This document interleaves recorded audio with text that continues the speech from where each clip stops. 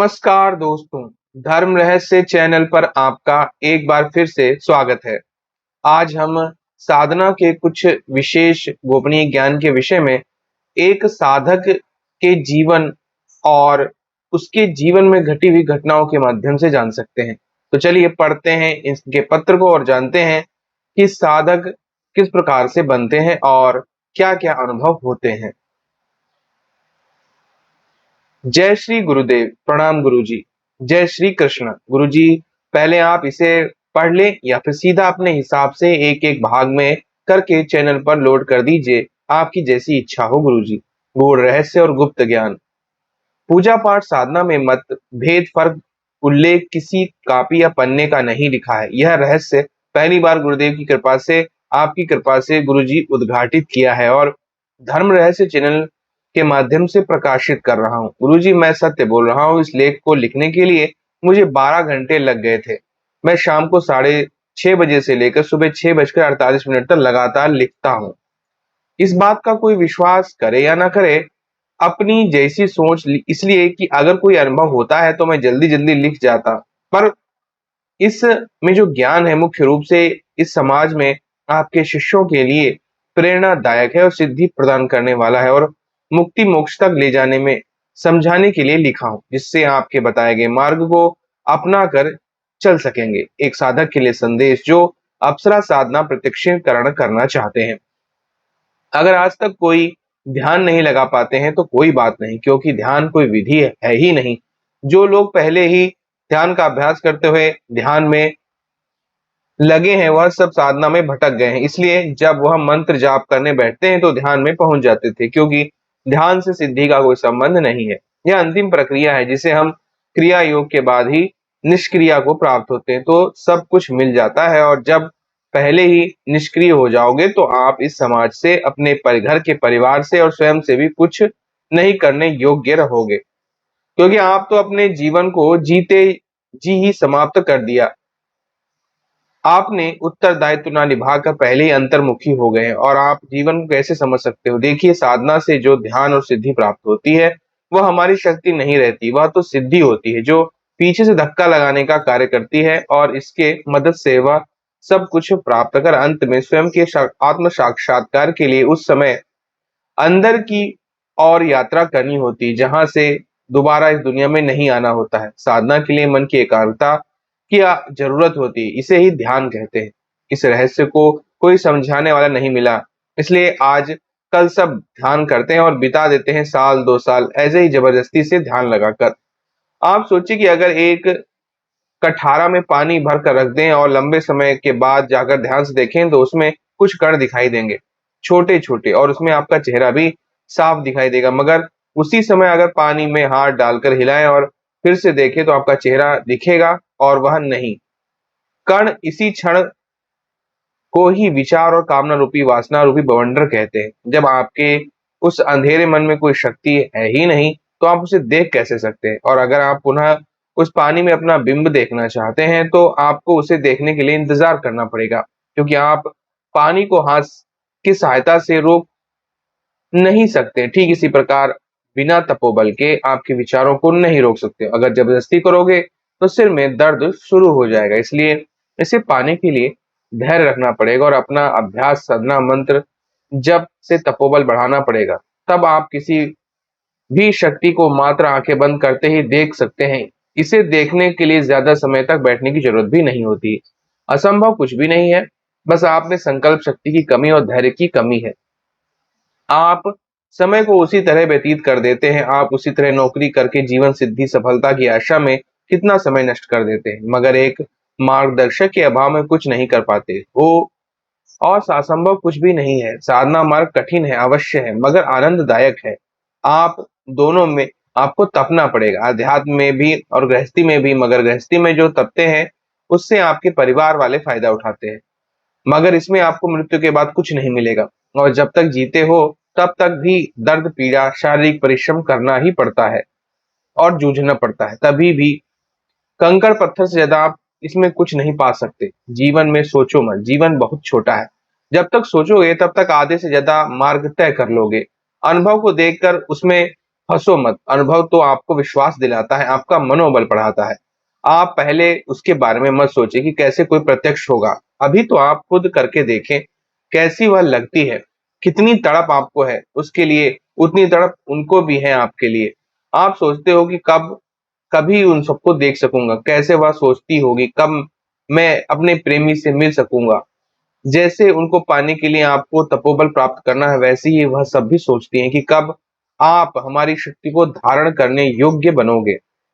मैं आज उन देवियों के विषय में बताऊंगा और आध्यात्मिकता पे चलने का प्रेरणादायक अनुभव प्रकाशित कर रहा हूं, जिससे आप सब इस धर्म रहस्य चैनल के माध्यम से संदेश भेज रहा हूं, जिससे सभी साधक आध्यात्मिक बने और साधना पथ पर आगे बढ़े।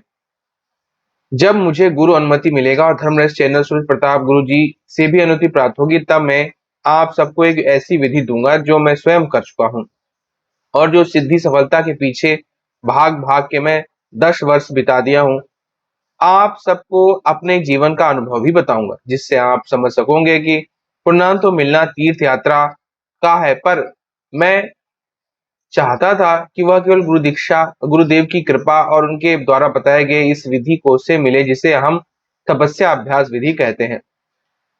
इसके द्वारा मुझे यह सब कुछ मिला जो किसी के पीछे भागने से नहीं मिला। यह विधि को जो अपनाता है, पराये भी अपने बनाने लगते हैं और सिद्धि तो स्वतः ही प्राप्त होने लगती है। इस साधना अभ्यास तपस्या में सबसे अच्छी बात है कि कोई जोर जबरदस्ती नहीं है, ना ही ध्यान में जबरदस्ती लगाना होता है। बस इसका कारण मैं अब पीडीएफ के रूप में गुरुजी को भेजूंगा। तब जिसको जिसको यह विद्या को प्राप्त करने की इच्छा हो, वह सानिध्य में प्राप्त कर सकता है या साधना कर सकता है। मैं इसलिए ऐसा कह रहा हूँ कि जब तक आप किसी गुरु के सानिध्य में साधना नहीं करोगे, तब तक सफलता को नहीं छू सकोगे। क्योंकि हर एक के भाग्य में यह नहीं होता है कि हर कोई स्वयं साधना करके निकल सके। इसलिए मैं सभी के पाप दोष कर्मों को ध्यान में रखकर गुरु कृपा से ही एक ऐसी साधना विधि निकाला हूं, जिससे हम अभ्यास के माध्यम से तपस्या और तपोबल बड़ी आसानी से कोई भी साधक प्राप्त कर सकता है। बस उसके अंदर संकल्प शक्ति होनी चाहिए, जो चाहोगे वह मिलेगा। हर कोई साधक सच्चा साधक की मैं नौकरी नहीं करूंगा, केवल साधना पथ पर आगे बढ़ूंगा, और साधना करते भी हैं, लेकिन जब उनको यह पता लगता है कि अप्सरा उन्हें सोना नहीं दे सकती, उच्च कोटि साधक नहीं बना सकती, परंतु आप यह सब क्यों नहीं सोचते? आपने उनको पाने के लिए कौन सी तपस्या की जिससे आपके सामने वो प्रत्यक्ष होंगी? धर्मरस चैनल पर हजारों भाई बहन देख रहे हैं। अगर जिसका यह मार्ग नहीं है, तो आप सब देखकर छोड़ सकते हैं, और जिसको आगे बढ़ना है वह सब मेरे पात्र आने का इंतजार कर सकते हैं। मैं यह नहीं कहूंगा कि जब तक आप साधना ना करें, आपकी इच्छा, आप उस साधना को करें। जब तक साधना कर करके थक जाएंगे, तब मैं भी आपको समझाऊंगा, आप उससे आसानी से समझ जाएंगे और आगे बढ़ सकते हैं। इसलिए अभी मैं स्वयं इस महाअभ्यास विधि का उपयोग कर रहा हूँ। जब मुझे सफलता पूरी मिल जाएगी, उसके बाद दूंगा, जिससे आप सब प्रमाणित रूप से साधना कर सकेंगे। अगर आप मनोयोग से करेंगे, तो आप कुछ सालों में काम धंधा नौकरी की आपको जरूरत नहीं पड़ेगी और आप एक साधवान आने वाली पीढ़ियों को मार्ग दिखा सकेंगे। केवल ज्ञान विधि ही नहीं, सिद्धि भी प्रदान कर सकेंगे। आप कहेंगे कि मैं सूरज प्रताप जी का शिष्य हूँ। आप ही सोचे कि आप जीवन भर नौकरी करोगे, तब भी क्या मिलेगा? और जो विधि मैं दूंगा, अगर पूर्ण विश्वास के नियम से कर लोगे, तो आपका जीवन जरूर बदलेगा। मैं उस विधि का उल्लेखित कर रहा हूँ, इसमें उस देवी अप्सरा की भी सहयोग है, जो स्वयं चाहती है कि बहुत सारी अप्सराएं ऐसी होती हैं जो वहां के देवताओं की स्थूल शरीर में रह रहकर उब जाती हैं, और वह अपने साधक के साथ नवीन जीवन कुछ समय के लिए बिताना चाहती है। नवीन का अर्थ वहां के लिए कुछ समय का होता है। उनके लोक के अनुसार पर हमारा जीवन पूरा बीत जाएगा।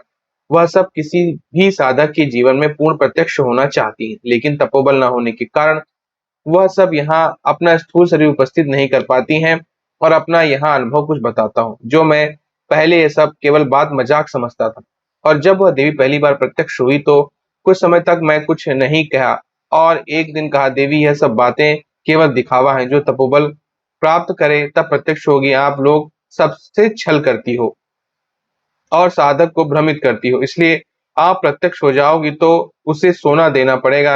वह बोली, ऐसा नहीं है, मैं बिना मांगे ही उसे सब कुछ दे दूंगी, जो मुझे स्वर्ग से यहाँ मेरे स्थूल शरीर में उतारने में सक्षम हुआ। तो कहते हैं ना, जब किसी का शरीर स्वस्थ होता है और साधक के अंदर कुछ तपोबल हो जाता है, तो अपने आप को श्रेष्ठ समझ लेता है। अब मैं उस देवी के बहुत से शब्द बोलने लगा।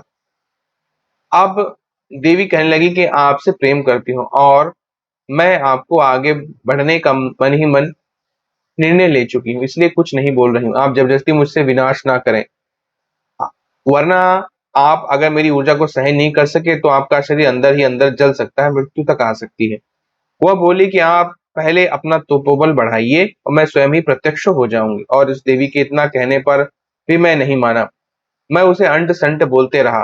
वह बोली, बस कर लो अब, मेरी ऊर्जा को प्राप्त करो और मुझे प्रत्यक्ष। मैं तो चाहती हूँ कि मैं आपकी सुरक्षा के लिए ही बोल रही थी। गुरुजी, जैसे ही मैंने आंखें बंद कर बैठा, ऐसा लगा मुझ में जादुई शक्ति प्राप्त हो रही है और मैं किसी भी चीज को बिना स्पर्श किए उठा सकता हूँ। वह देवी जा चुकी थी। मैं उसके बताए गए विधि में बैठकर उसकी शक्ति अपने अंदर उतारने लगा। कुछ समय बाद मेरे तपोबल से ज्यादा ऊर्जा बढ़ने लगा तो मेरे शरीर में इतना गर्म गर्म उत्पन्न होने लगा कि मैं ध्यान से विचलित हो गया और छटपटाहट मच गई और रूम में भागा तालाब की ओर लगता था। और उसे यह बात पता चल गई थी और आंखों में आंसू भरे थे। जब मेरे पास आई, मैं उस समय एक पोखर है यानी तालाब जिसमें मैं सामग्री को विसर्जन करता था, उस प्राकृतिक वातावरण में उस जल में कूद गया और जल में भी मेरे शरीर के कारण आसपास का जल गर्म होने लगा और मैं फिर बीच बीच में जाकर तैरने लगा।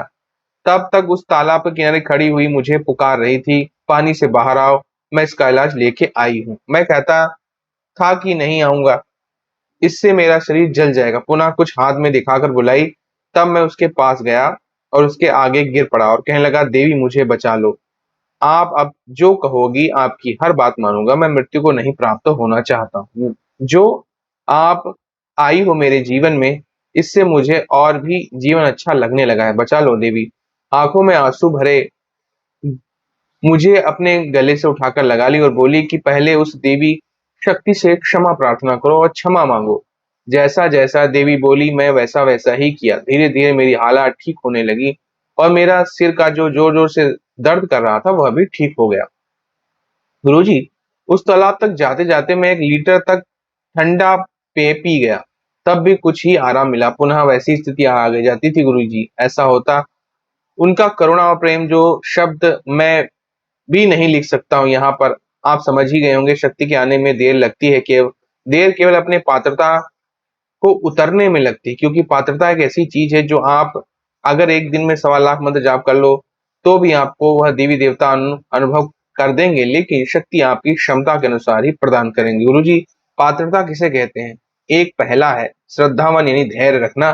जितना समय लग रहा है उस चीज के लिए जल्दबाजी ना करके नियम का पालन करते हुए पूर्ण करें। गुरु जी, इस विधि में सबसे अच्छी बात यह है कि इस नियम में जहां वह आसानी से पालन कर सकता है, वहीं अपना अनुभव उस गुरु को बता सकता है जिससे वह विधि को प्राप्त किया हो। यानी जैसे आप गुरु जी, आपके द्वारा ही इस विधि को प्रकाशित करूंगा गुरु जी। और इससे भी बड़ी बात यह है कि साधक को जिस शक्ति से बात करने के लिए सालों भर लग जाते हैं, साधना करके थक जाते हैं, लेकिन बात नहीं है।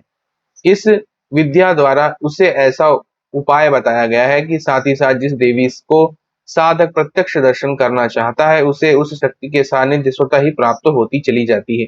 चाहे वो यक्षिणी हो, अप्सरा हो, देवी माँ का दर्शन हो या किन्नरी आदि, मगर एक बार में ही एक ही लक्ष्य निर्धारित किया जाता है। साधक एक बार में वह किस शक्ति का दर्शन करना चाहता है, ऐसा इसलिए जुड़ा गया है। आज कल इस समाज में धैर्य जैसी कोई वस्तु है ही नहीं, इसलिए ऐसी विधि अभ्यास बताया गया है कि तपस्या के साथ साथ जैसा जैसा साधना काल में उस साधक का अभ्यास बढ़ेगा, उसी के अनुसार वैसी उस शक्ति का प्रकटीकरण भी होता चला जाएगा। गुरुजी, पात्रता बढ़ने के लिए आज कल बहुत सारे विधि नेट वीडियो में बताए जाते हैं, मगर वह विधि हमें लगता है कि आजकल पहला वातावरण शुद्ध नहीं है, इसलिए अब वह काम की नहीं है। और अगर कोई करने बैठ जाता है तो जीवन बीत जाएगा। एक चक्र को जागृत करते करते गुरु जी, तो यह पीडीएफ गुप्त रूप से रहेगा और आपके द्वारा सभी को सामग्री सहित गुरु मंत्र दीक्षा और आपके मार्गदर्शन के अनुसार ही दूसरे भाई बहनों को दिया जाएगा, जिससे इसमें होने वाले अनुभव, उनकी कमी या किसी प्रकार की जवाबदेही हो सके। गुरु जी, कुछ पात्रता के कारण कोई शक्ति किसी के आसपास क्यों ना आ जाए, लेकिन पात्रता के अभाव में जब तक उसका शरीर शुद्ध नहीं होगा, जब तक शिव तत्व जागृत नहीं होगा, जब तक देवी ऊर्जा को ग्रहण नहीं कर सकता। क्योंकि गुरु जी, जब इस विधि का उपयोग किया जाता है तो उसके आंतरिक जीवन का यानी अंदर का विकास प्रारंभ हो जाता है। सभी मंत्र वही रहेंगे जो आप सब देते हैं, लेकिन गुप्त विधि मंत्र जाप अभ्यास क्रियाओं द्वारा उनके सारे पाप दोष भस्म होने लगते हैं। जब शिव तत्व जागृत हो जाता है तो साधक के नाशवान शरीर में भी देवी ऊर्जा शक्ति प्रभावित होनी शुरू हो जाती है। अगर साधक सभी चरण पूर्ण कर ले तो स्वयं सिद्ध साधक बन सकता है, जिसके बाद जिस सिद्धि को चाहे वह प्राप्त कर सकता है। लेकिन यह थोड़ा कठिन है, बस केवल साधक मात्र इसके लिए नित्य नियम से समय देना आवश्यक होता है, और समय केवल उसकी पात्रता को जागृत करने के लिए ही देना पड़ता है, जिसके बिना कोई भी पूर्ण सफलता प्राप्त नहीं कर सकता। किसी भी साधना में उदाहरण, अगर किसी की क्षमता 50 किलोमीटर का बोझ ढोने की, अगर उसके ऊपर 100 किलोमीटर बोझ लाद दो तो कैसे चल पाएगा। अगर वही जाकर जिम और बॉडी बनाए, नित्य अभ्यास लगातार करे तो कुछ सालों में उसके अंदर शारीरिक बल आ जाएगा जो उस बल को थामने की क्षमता रख नहीं था।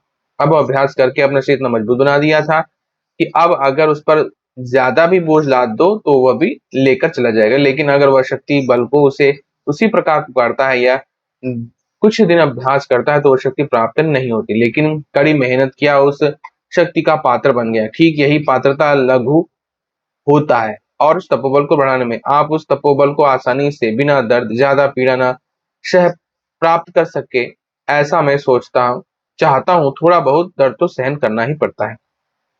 अगर कोई सोचता है कि मैं खुद तपोबल प्राप्त कर सकता हूँ तो वो प्रयास भी कर सकता है और अंत में मेरी विधि कंप्लीट हो जाएगी उससे पहले, और उस समय तक जब जिस तरह साधना करना चाहते हो गुरुजी, भविष्य में उस विधि को उल्लेखित करूंगा कि कैसे कैसे सफलता प्राप्त हो सकती है। सभी बातों को ध्यान में रखकर, चाहे उसके अगले जीवन में पाप हो या ना हो, बस फर्क इतना ही रहेगा कि अगर आप किसी के जीवन में ज्यादा पाप होगा तो कई चरण पूर्ण करने पड़ेंगे, और अगर पहले से उसका तपोबल ज्यादा मात्रा में होगा तो पहला या दूसरा चरण में ही ज्ञान प्राप्त हो जाएगा कि वह कितने स्तर तक पहुंचा है। उन शक्तियों को कैसे धारण करने का तपोबल प्राप्त करें और कैसे अप्सरा प्रक्षेत्रीकरण आसानी से प्राप्त कर सकें। अप्सरा प्रक्षेत्रीकरण की कोई विधि अलग विधि नहीं है, मंत्र वही रहते हैं। बस आपको उस विधि को जानना सीखना जरूरी है जिस विधि से आप आसानी से तपोबल को धारण कर सके, क्योंकि बिना माध्यम के तपोबल धारण नहीं कर सकते। जिस मार्ग में चल रहा हूँ ऐसे बहुत सारे गुरु भाई बहन हैं जो ऐसा कुछ सिद्धि प्राप्त करने के इच्छुक हैं, जो मैं यहाँ देना चाहता हूँ। अगर आप नौकरी जीवन भर करेंगे तब भी आनंद नहीं ले सकते, नहीं सुख से ज्यादा कुछ प्राप्त कर सकते हैं। अगर आप गुरु द्वारा प्रदत्त मेरे द्वारा लिखित उस विधि को प्राप्त करेंगे तो आपका भाग्य ही बदल जाएगा, बस कर्म करना शेष रहेगा। यह विधि बुद्ध भगवान के पहले का है, जिस विधि से ऋषि मुनि लोग सन्यासी कड़े अभ्यास करते थे। बस फर्क इतना है कि यह विधि आज के कलयुगी अनुसार ही रचा गया है, साधक की इच्छा कामना देखकर। परंतु तनिक भी संशय नहीं है कि आप उस विधि के अनुसार पूर्ण विश्वास से करेंगे और सफलता प्राप्त ना हो, ऐसा हो ही नहीं सकता। अगर आप में धैर्य है तो साधना में श्रद्धा और विश्वास सभी के लिए आवश्यक होता है, चाहे पूजा पाठ मंत्र जाप क्यों ना हो। कुछ लोग कहते हैं कि मेरा ध्यान नहीं लगा, मैं कैसे सफल होऊंगा और मैं कैसे ध्यान में जाऊं, और सबको कैसे सोचने की जरूरत नहीं। आप ही सोचें कि ऋषि मुनि योगी सन्यासियों को कैसे सिद्धि सफलता प्राप्त हुई। ध्यान तो बुद्ध भगवान ने दिया है, मैं उन्हीं सबको समझाने और आप सबके प्रश्न के उत्तर देने के लिए नीचे लिख रहा हूँ, जिससे आप समझ पाएंगे कि सिद्धि क्या होती है, तपोबल क्या होता है। अभी तक यह गुप्त ज्ञान ही जाना जाता था, अभी तक इसका समय नहीं आया था, लेकिन मैं कुछ ऐसी परिस्थितियों को देख रहा हूँ जो अब जीवन में अच्छे निर्णय नहीं ले पा रहे हैं, और मैं क्या करूं। यह ज्ञान हम चाहते हैं कि हमारे गुरु श्री सूरज प्रताप गुरु जी की वाणी द्वारा आप सभी तक पहुंचाया जाए, जिससे कोई भी साधक साधिका व्यक्ति अपने जीवन में सही निर्णय ले सके और समझ सके साधना मार्ग और भक्ति, पूजा पाठ, सिद्धि, तपोबल और ध्यान, मन की एकाग्रता, ध्यान धारणा, समाधि, आत्मा साक्षात्कार की महत्वता का। गुरु जी, मैं आपसे प्रार्थना करता हूँ कि आप ऐसा नहीं समझना कि यह प्रभुदेव का ज्ञान है।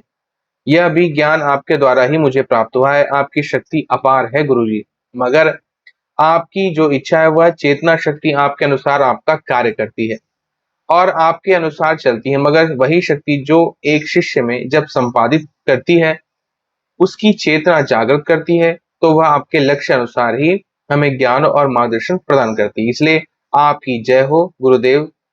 गुरुजी, वैदिक का तात्पर्य क्या है? यहाँ पर अन का कारण हमारी इच्छा कामना। अब तो आप इच्छा, यह आवश्यक नहीं है हर इच्छा धन से पूरी हो सके। अगर आप मंदिर जाओगे तो आपको पाप दोष होने के कारण आपकी आवाज उस शक्ति तक किसी कारणवश नहीं पहुंच सकती। यही पर आता है दूसरा चरण, पूजा पाठ क्या है। जब आपका घर में जो देवी देवता है या आपको जो भाते हैं अनजाने में ही उनकी पूजा पाठ करना शुरू कर देते हैं, आपको कुछ नहीं पता होता क्या सही क्या गलत, फिर भी आप लंबे समय तक उनकी पूजा करते हैं, तो उन समय आपका पाप दोष बहुत अधिक मात्रा में कटने लग जाता है। और समय जब आप किसी मंदिर में जाते हैं तो प्रार्थना करते हैं, तो वह देवी देवता तुरंत ही आपकी प्रार्थना सुन कर लेते हैं और आपकी इच्छा पूरी होती है। अब इसे देखकर आपको और विश्वास बढ़ जाता है और आप जान जाते हैं कि अनजाने में तीसरे नंबर पर अगर आप भक्ति मार्ग पर चलना चाहते हैं तो यहाँ से आगे मत जाओ, क्योंकि एक भक्त के लिए भगवान से बढ़कर कुछ नहीं होता। और जब भी साधक भक्त दोनों अंत में उसी परमात्मा के पास पहुंचते हैं, लेकिन एक साधक भगवान की भक्ति नहीं कर सकता, क्योंकि अगर वो केवल भगवान की भक्ति करेगा तो गुरु को नहीं समझ सकता, और भक्त अगर गुरु के पीछे भागने लगेगा तो गुरु उसे अपने तरीके सिखा देगा, और जब आप समझ नहीं सकोगे तो गुरु की निंदा करोगे। इससे आपको भक्ति नहीं मिलेगी और मुक्ति नहीं मिलेगी। आप किसी में भी नहीं रहेंगे। इसलिए कोई भी मार्ग अपनाने से पहले आप पहले सोच लें कि आपको करना क्या है। अगर भगवान की भक्ति करनी है तो किसी गुरु के पास जाने की जरूरत नहीं है, और ना ही कोई शस्त्र, कोई नहीं ऐसा ग्रंथ है जो अध्ययन करने की जरूरत हो। इसके लिए केवल आपको निर्मल और निश्चल एक बालक की भांति श्रद्धावान विश्वास रखकर आपको जो अच्छा लगे उसकी पूजा करते रहें, बिना संशय के अपने माँ बाप की तरह सेवा करते रहें। इससे ही आपको उनका लोक प्राप्त हो जाएगी, इनकी भक्ति करते रहोगे। अगर आप जीवन में जब तक कर सकते हो यही करो, निष्काम भक्ति और मुक्ति हो। अगर आप ऐसा कोई विचार लक्ष्य नहीं है और आप साधना आध्यात्मिक क्षेत्र में आगे बढ़ना चाहते हैं, तो आप तीसरे नंबर पर अपना पग रख सकते हैं। अब है सिद्धि क्या होती है। देखिए, जब कोई पूजा पाठ करता है तो उस देवता का अंश रूप से उसे शक्ति मिलने लगती है, और जब आप किसी मंत्र साधना को देखते हैं तो आपका आकर्षण उस शक्ति के प्रति बढ़ जाता है। इसलिए वह देवता चाहते हैं कि आप उसे सिद्ध करें, उन मंत्र जाप के माध्यम से उन्हें और भी ज्यादा शक्ति प्रदान करें, जिससे वह आपका बड़े से बड़ी समस्याओं का निवारण कर आपकी इच्छा कामना की पूर्ति कर सके। अब यही पर जब वह साधना करना शुरू करता है तो उसे सिद्धि भी प्राप्त हो जाती है और उसकी इच्छा भी अनजाने में ही पूरी होती है। अगर वह इतने में भी संतुष्ट नहीं हो पाता है तो उसे आगे बढ़ना चाहता है, तो समझ नहीं पाता तो उसे सिद्धि प्राप्त हो गई है, अनजाने में साधना करते रहता है। अब जब सिद्धि का तात्पर्य है कि आप सामान्य जीवन से उठकर आगे बढ़े। सिद्धि में कोई देवी देवता प्रत्यक्ष नहीं आते, लेकिन अपनी कृपा दृष्टि बनाए रखते हैं।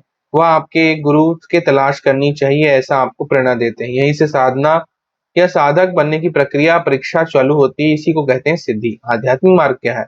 यहीं पर आता है कि शिष्य गुरु परंपरा को आगे बढ़ाने का मार्ग। एक शिष्य के लिए गुरु भक्ति से बढ़कर कोई भक्ति नहीं होती।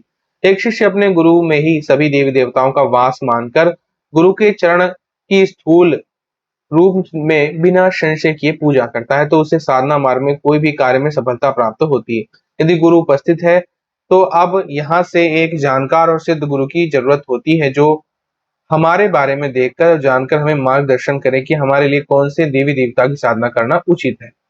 अगर आप अपने मन में करने बैठ जा गए तो आपको कैसे पता होगा कि हमारे लिए कौन सी साधना उचित है जो जल्दी सफलतादायक हो सके। जब गुरु आपको मार्ग बता दे और आप उसे जब तक पूर्ण ना कर लें, जब तक गुरु आज्ञा समझकर पालन करते हैं और गुरु प्रवचन सुनते रहें। आजकल जो अनुभव प्रकाशित करते हैं बताते हैं वही तो प्रवचन। अगर यही अनुभव आप किसी दूसरे की वाणी से सुनेंगे तो अच्छा नहीं लगेगा, और यह अनुभव किसी गुरु की वाणी में सुनेंगे तो आपको आत्मविश्वास जागेगा, आपका रुझान साधना में आध्यात्मिक की ओर बढ़ेगा। मतलब यह नहीं है कि आप जो साधना के विषय में सुना और पहली बार साधना छोड़कर दूसरी साधना में बैठ गए। इसका लाभ यह है कि आपका विचार आध्यात्मिक रहेगा, क्योंकि समाज का विचार केवल कामना इच्छा और कामना खाना घर द्वार ही होता है, यानी टेंशन, जहां आध्यात्मिक कर्म कुछ करने योग्य नहीं रहते सिवाय नौकरी के। सही दिशा।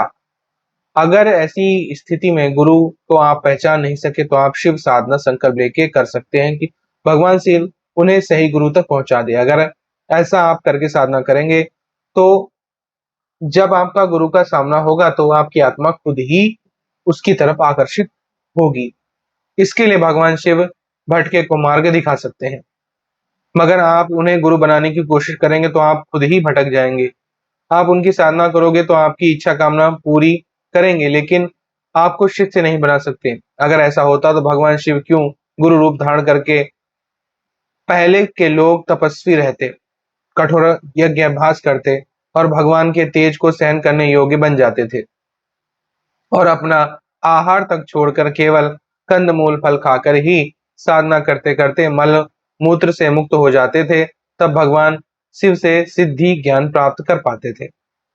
अब आप समझ गए होंगे कि विश्वामित्र का अहंकार मिट गया, लेकिन रावण ब्राह्मण पंडित होकर और सीधा भगवान शिव से ही ज्ञान प्राप्त करके भी अहंकार नहीं मिटा सका, जबकि वह भगवान शिव का प्रिय और महान भक्त था और विश्वामित्र एक ऋषि थे, जबकि दोनों की तपस्या की थी। इसका कारण था कि विश्वामित्र गुरु को स्वीकार किए और गुरु महिमा गाई। आप सब वीडियो को देखकर भ्रमित मत होना। जैसा टीवी में दिखाते हैं कि वह सब मुख्य ग्रंथ या सीन आपने जैसे सोचकर बना देते हैं, जबकि वह उसी ग्रंथ से ही पढ़कर बनते हैं, मगर सामाजिक नियम के अनुसार, जिससे कोई उसको देखकर उल्टा ना समझे, इस प्रकार मुख्य रूप से प्रदर्शित करते हैं। अब बात करते हैं आध्यात्मिक क्षेत्र की। अब आप यहाँ पर से आगे बढ़ेंगे गुरु का आज्ञा पालन करते हुए, तो आपकी वही पूजा पाठ सिद्धि सफलता प्राप्त करने में मदद करती है, जिससे आप अपना भौतिक स्तर ऊपर उठा सके, यानी कि शरीर से साधना करने की क्षमता आप में आ सके। जिसे भौतिक स्तर पर पॉइंट का मापदंड करना आता है, वह सब आसानी से बता सकते हैं कि आपकी सिद्धि कितने लेवल पर पहुंच गई है। कहते हैं भौतिक आध्यात्मिक स्तर अलग 90% पॉइंट तक पहुंच जाए, तो अगर वह सिद्ध साधक ब्रह्मा को भी अगर आह्वान करे तो उन्हें प्रकट होना पड़े, तो 100 पॉइंट की बात ही क्या। आगे से आगे बढ़ने से तपोबल प्राप्त होता है और यहीं से प्रत्यक्षीकरण का मार्ग जाता है, जो आपकी सहायता या प्रत्यक्षीकरण के रूप में कर सके। देखिए, मैं यहाँ एक और गुप्त और गोपनीय एक बात बता रहा हूँ कि प्रत्यक्षीकरण ही पूर्ण प्रत्यक्षीकरण सिद्धि कहलाती है। ऐसा इसलिए नहीं हो पाता है कि जब आप थोड़ी सी अग्नि की लपट को सहन नहीं कर सकते, तो आप उसके तेज को कैसे सहन कर सकते हैं। जैसे ऊपर बताया मेरे साथ जो हुआ था, यहीं पर तपोबल की क्रिया प्रारंभ होती है। आपका लक्ष्य ध्यान धारणा समाधि और आत्म साक्षात्कार तक, तो आप तपोबल के माध्यम से इनका पूर्ण प्रत्यक्षीकरण कर सकते हैं। जैसा जैसा आपको तपोबल बढ़ेगा, वह शक्ति स्वतः ही आपके सामने साकार रूप धारण करने लगेगा और आप जब ऐसी स्थिति को प्राप्त कर लेंगे, तब आप ही समझ सकते हैं कि आपके लिए कौन सा कार्य असंभव रह जाएगा। मैं आप सबसे यहाँ बता देता हूँ कि यही वह स्थिति है जहाँ देवी देवता आपको स्वर्ण आदि प्रदान करते हैं। जो हमारे डॉक्टर नारायण दत्त श्रीमाली गुरु जी को यह स्थिति प्राप्त थी, उनका ज्ञान उन्हें ही था और आज उनकी कृपा से वह ज्ञान मेरे पास है। भले ही कितना समय लगे, मगर यह वही स्थिति होती है जहाँ ध्यान धान्य सुख समृद्धि रहेगी ही, वहीं आपके सच्चे साथी और मार्गदर्शिका भी मिल जाएगी। आज के समय में केवल एक और गुरु जो इसी समाज से, उनका नाम नहीं बताऊंगा, गुरुदेव के ही त्रिमूर्ति में छोटे पुत्र हैं, उन्हें भी उर्वशी अप्सरा पूर्ण प्रत्यक्षण सिद्धि प्राप्त है। इनके बारे में हमारी देवी ने बताया था। और आप ही सोचे कि जब अप्सराएं सूक्ष्म रूप से इतना मार्गदर्शन प्रदान करती है, तो पूर्ण प्रत्यक्षीकरण में क्या नहीं कर सकती। वह सब अप्सराएं भी ऐसा ही सिद्ध साधक ढूंढती हैं। वह सब चाहती हैं कि ऐसा कोई साधक मिले और वह सब कुछ उन्हें प्रदान कर सके, मगर जो आगे चल के इनकी परीक्षा में असफल हो गया, ढोंग पाखंड करने लगा या किसी को अपने तपोबल से हानि पहुंचाने की कोशिश करता है, तो आप ध्यान रखें, उनके लिए आपकी साधना भंग करने में तनिक भी देर नहीं लगेगी। वह जितनी सरल और अच्छी होती हैं, उतनी ही क्रोध होने पर विनाश कर सकती हैं। अगर आपका उनके प्रति अच्छा प्रेम और विश्वास है, उनके प्रति आदर और अच्छी भावना है, हृदय स्वच्छ और साफ और मन पवित्र है, उनके प्रति लगन है, तो आपके लिए कुछ भी वो कर सकते हैं। ऐसा आपको ऐसा सिद्ध साधक बना सकती हैं और आपका जीवन भी उठा सकती हैं, जो आप सोच भी नहीं सकते। यही है प्रत्यक्षीकरण, जो यह सब आपके मुक्ति के मार्ग में बाधा नहीं बनती और आपका मार्ग भी सुगम हो जाता है परमात्मा तक पहुंचने में। क्योंकि आपके पास जब ऐसी शक्ति नहीं होगी, तो आपको ना चाहकर भी समाज में आना पड़ेगा और अगर आप एक बार जो इस समाज में गुरु बन गया, वह इससे कभी बाहर नहीं आ सकता, ना ही इससे आगे कुछ कर सकता है, क्योंकि प्रत्यक्षीकरण तो एकांत और एकीकरण की क्रिया है। इसलिए अगर किसी को पूर्ण सिद्धि चाहिए, तो गुरु कभी मत बनना, शिष्य बनना चाहिए। हम यहाँ पर सभी को साधक बता रहे हैं कि जो साधना करना चाहते हैं, ईश्वर उन्हें गुरु बना देता है जिसे वह चुना है। मगर कुछ लोग खुद ही गुरु से शिखर सीखकर गुरु के सामने ही अपने ज्ञान को बखानने लगते हैं कि मेरा गुरु कोई और है, पर यह सच नहीं है। उसने अपने गुरु को समझा ही नहीं है। गुरु जी यहाँ से आगे आने वाले 5 नंबर का ज्ञान प्राप्त कर सकते हैं। गुरु जी मेरे प्यारे सूरज प्रताप शिवम गुरु जी, आपको तो ईश्वर ने माँ भगवती पराशक्तियों ने गुरु रूप में चुना है। यहाँ पर हम उन सभी साधक की बात कर रहे हैं जो इस पथ पर आगे बढ़ना चाहते हैं। जो ज्ञान उन्हें चाहिए वही ज्ञान यहाँ लिख रहा हूँ, जिससे सबको निर्णय लेने में सहायता मिले। यह लेख सबके लिए है, क्योंकि ज्ञान पर किसी का एकाधिकार नहीं होता और इसका कॉपी करके आगे बढ़ पाएगा। आगे वही बढ़ सकता है जो इस ज्ञान को स्वीकार करना आता हो जिसे। गुरु जी आगे देखकर बढ़ सकते हैं। आप गुरु के ज्ञान को अपने अंदर घटित कर उसका उपयोग करके आगे बढ़ सकते हैं। अगर यहाँ से आगे जाना है तो ऋषि मुनि सिद्ध साधक सन्यासियों के अनुभव सुने। वह सब साधना कर रहे थे तो उस समय में बहुत खतरा रहता था। जब उस जगह साधना करने बैठते तो ऐसा डर लगता था कि कहीं से कोई जानवर ना आ जाए घूमते फिरते, कहीं से कोई राक्षस ना आ जाए, कहीं से कोई विषैला सर्प ना आ जाए। ऐसी परिस्थितियों या परेशानियों का सामना करना पड़ता था। और ऐसे सन्यासी साधक को जब गुप्त रूप से अपने गुरु की सेवा कर इन अप्सरा यक्षिणियों की साधना कर इनको सुरक्षा के रूप में लगा लेते थे, उसके बाद निर्विघ्न साधना पूर्ण करके आगे बढ़ जाते थे और इनसे सभी प्रकार के सुख भी पाते थे। कुछ सन्यासी वायु में से भोजन प्राप्त कर लेते थे साधना के बल से। मैंने ऐसा रहस्य बहुत कुछ जाना है। उन सब की साधना विधि को सिखा अभी मैं सिद्धि नहीं की है, लेकिन इसका ज्ञान प्राप्त हो रहा है। अब आप सोचिए कि गुफा में रहने वाले इन अप्सराओं की साधना का आगे ध्यान धारणा समाधि तक पहुंचे हैं। बिना इन अप्सराओं की पूर्ण सिद्धि के आप 6, 7, 8 चरण प्राप्त नहीं कर सकते। इनका उत्तर मुख्य रूप से वर्णन करूंगा, क्योंकि अगर इसकी बारीकियों को देखा जाए तो एक ग्रंथ का आकार लेगा। सातों द्वार सातों लोक को पार करते करते और एक सामान्य साधक इस पूर्ण रहस्य को समझ ही नहीं सकता। पहला कि जैसे पहले के लोग सभी से डरते थे जानवर से, ठीक इसी प्रकार आपका खुद का घर आपके अनुसार माहौल का नहीं होगा और आप किसी के घर में कैसे इस प्रक्रिया को कर पाओ, क्योंकि अगर नौकरी करोगे तो जीवन बीत जाएगा, मगर मंत्र जब साधना करोगे और सभी को ज्ञान दोगे तो उसमें भटकाव में ही सारा समय निकल जाएगा। क्योंकि जब कोई दीक्षा ज्ञान देना शुरू करता है तो उसकी साधना ऊर्जा शक्ति उस साधक को काम बनाने चलाई चली जाएगी जो आया था दीक्षा के लिए। अब क्या रास्ता है तो इसका क्या कारण आता है यहीं पर। इससे आगे तो जाना चाहते हैं, देखिए खजाना पाने के लिए सब क्या करना चाहते हैं, मगर अंत में असफलता ही हाथ लगता है। और अगर अप्सरा देवी की पूर्ण सिद्धि कर लो तो यही कार्यवह शक्ति अपनी शक्ति की मदद से आसान बना देती है। और जो उस धन का मालिक होगा उसकी किस तरह साधना विधि करके उसको मनाकर अप्सरा देवी की मदद से अदृश्य से प्रत्यक्ष में ला देती है। यह भी रहस्य अभी गुप्त ही है, लेकिन यह कार्य पूर्ण प्रत्यक्षीकरण के बाद ही संभव है।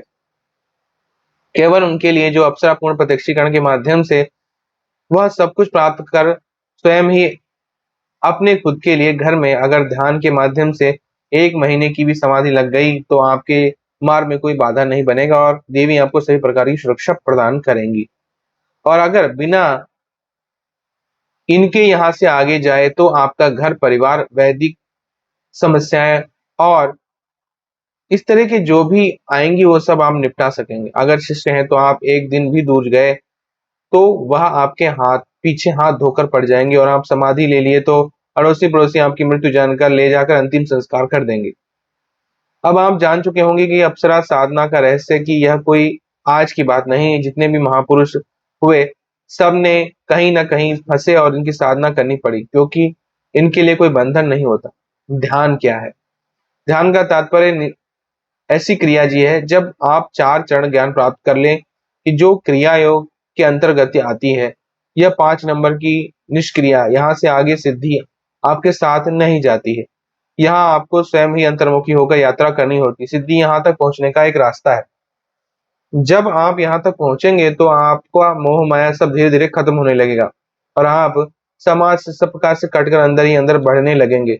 आपकी सिद्धि यहाँ आपके शरीर की सुरक्षा प्रदान करती है, जिससे कोई अन्य बाहर की ओर समस्या ना आए, क्योंकि ऐसी स्थिति में पिशाचनी भूत प्रेत डाकनी शाकनी जैसी नकारात्मक शक्तियां भी घूमते हुए आपके पास आकर कुछ समय कुछ भी कर सकती हैं। क्योंकि उस समय आप पूर्ण रूप से धारणा के माध्यम से समाधि तक जाने की यात्रा कर रहे होंगे। इसके बिना कोई भी मुक्ति मोक्ष नहीं प्राप्त कर सकता। समाधि का तात्पर्य है स्वयं शिवमय बन जाना और शरीर छोड़ने के बाद कभी वापस नहीं आना। हमेशा हमेशा के लिए मोक्ष प्राप्त हो जाता है। इसलिए इस वह देवी आपकी सुरक्षा यहाँ पर करती है, जिससे आपको अपने आधे लक्ष्य से वापस ना आना पड़े। जो मुक्ति चाहते हैं वह केवल एक सिद्धि से पहुंच सकते हैं, अन्यथा आध्यात्मिक क्षेत्र इतना गहरा है कि आप जितना समझोगे उतना ही गहरा होता जाएगा और नया नया ज्ञान रहस्य उभरेगा। धारणा क्या है? किसी भी चीज को करने के लिए पात्रता का विकास की ही धारणा है। जैसे भगवान शिव शक्ति को धारण करते हैं, वह इसी धारणा शक्ति के माध्यम से आगे जाकर समाधि में युगों युगों तक लीन रहते हैं और उनकी शक्तियां समाधि के माध्यम से सभी भक्तों और साधना अभ्यास मंत्र जाप तपस्या करने वालों का कल्याण करती है, इसलिए शिव शक्ति कहलाती है। समाधि का तात्पर्य क्या है? समाधि में कुछ नहीं रहता, जहाँ नहीं कोई प्रकाश है, ना ही कोई ज्ञान विज्ञान और ना ही कोई चिंतन, केवल शून्य, जहाँ पर ब्रह्म परमात्मा रहते हैं। जो यह तक पहुंच जाता है वही आत्मा साक्षात्कार कर लेता है और वह वहां से अपनी परमात्मा के एक कण रूप में आपको जो उत्पन्न किया था उसी में पुनः समाहित हो जाने की प्रक्रिया है। आत्म साक्षात्कार का तात्पर्य क्या है? आत्म साक्षात्कार जब वह समाधि में पहुंच जाता है तो पुनः शरीर में महीने 2 वर्ष में वापस आ सकता है, ऐसा सोचकर वो प्रथम ध्यान में बैठता है। यह सब लिखने में आसान है, पर एक एक पड़ाव को पार करने में बहुत समय लग जाता है। आजकल जो आत्मा का दर्शन कर लेते हैं उसी को आत्म साक्षात्कार कह देते हैं, पर हमें जो ज्ञान है इसमें यह है कि आत्म साक्षात्कार के बाद वह कभी नहीं शरीर में वापस आता है। अगर वह समाधि में शरीर छोड़ा है तो उसके शरीर को उसकी समाधि से आने वाली शक्तियों के हाथ में होना होता है और यह रहस्य अभी तक नहीं जानता। इस अवस्था में अगर उसकी समाधि शक्तियां अगर उस शरीर के माध्यम से समाज का कल्याण करना चाहती हैं तो उस समय वह शक्ति चेतना रूप धारण कर शरीर में आ जाती है और अब वही शक्ति उन सबके अगर शिष्य हैं तो उनके घर वाले हैं तो उन सबको यह बात बोल देगी कि मैं इतने तरीके इतने समय पर शरीर छोड़ूंगा। आप सब मिलकर मेरा संस्कार कर देना। अगर इस बीच में कोई शिष्य अंत तक गुरु सेवा की है तो वही शक्ति उस शरीर से शक्तिपात कर उसके शरीर को छोड़कर उस शरीर के शरीर को धारण कर लेती है। इसी को कहते हैं गुरु चेतना शक्ति। अब आप बोलेंगे कि शिव कहाँ है? अगर आप भी उस शक्ति को धारण कर ऐसी इच्छा या काम करेंगे तो आप ऐसी स्थिति को धारण कर अपने जन्म मरण के चक्कर से मुक्ति प्राप्त कर सकते हैं। इसलिए यह पृथ्वी लोक मुक्ति मोक्ष का द्वार कहा जाता है। बस बशर्ते यह है कि जो सारे लोगों का आधार पृथ्वी लोक ही है, अगर पृथ्वी लोक को निकाल दिया जाए तो आगे कोई लोक नहीं बचेगा, क्योंकि आप अन्य लोकों में चाहे जितने भी जन्म ले लो मगर सब सुख दुख कर्म फल भोग कर अंत में इसी लोक में आना पड़ेगा। इसलिए इस लोक की गति भी सभी लोगों से तेज है और इसी के अनुसार थोड़ा कर्म करने से भी भारी मात्रा में फल प्राप्त होता है। इसलिए इस कर्म लोक भी से कहते हैं, यहीं पर सब कुछ है और अब क्या लिखूं, इतना ही समझ लो कि तब भी सब कुछ प्राप्त कर सकते हो। जय गुरुदेव। भगवान शिव मां भगवती पार्वती। तो देखिए यहाँ पर इन्होंने इस लेटर के माध्यम से हमें बताया है कि किस प्रकार से साधना के क्षेत्र में व्यक्ति को प्रवेश करना चाहिए और उसकी विधि क्या होती है। तो आगे जब ये पीडीएफ भेजेंगे तो उसके माध्यम से आप लोगों के लिए आसानी होगी कि सिद्धि को कैसे प्राप्त किया जाए और कैसे साधनाओं को आगे बढ़ाया जा सकता है। तो अगर आज का वीडियो आपको पसंद आया है तो लाइक करें, शेयर करें, सब्सक्राइब करें। आपका दिन मंगलमय हो। धन्यवाद।